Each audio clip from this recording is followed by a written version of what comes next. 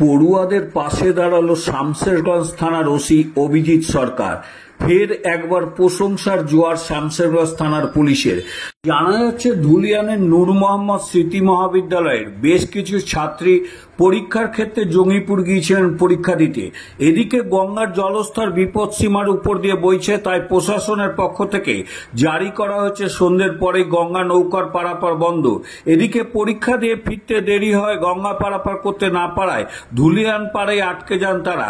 আর সেই খবর শামশেরগঞ্জ থানার পুলিশের পক্ষ থেকে তাদেরকে বাড়ি পৌঁছে দেওয়ার বন্দোবস্ত করা হলো। বুধবার রাত্রি 8টা নাগাদ শামশেরগঞ্জ থানার পুলিশের ভ্যানে করে তাদেরকে মালদার দাওনাপুর দিয়ারে পৌঁছে দেওয়া হয়। পুলিশের উদ্যোগে বাড়ি পৌঁছতে পেরে পুলিশের প্রশংসা করেছে ওই কলেজের পড়ুয়ারা সহ পরিবারের সদস্যরা। কেমন লাগছে আপনাদেরকে?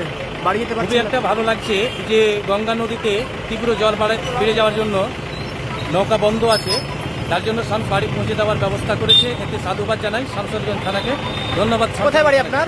আমার বাড়ি দাওনাপুর, নেপাল সারহাট। বাচ্চারা কোথায় গেছিল? ইনারা নূর মোহাম্মদ কলেজে পড়াশোনা করেন, পরীক্ষা ছিল জঙ্গিপুর কলেজে। ওখান থেকে বাড়ি যেতে পারছিল না বলে শামশেরগঞ্জ থানা তাদের বাড়ি পৌঁছে দেওয়ার ব্যবস্থা করে।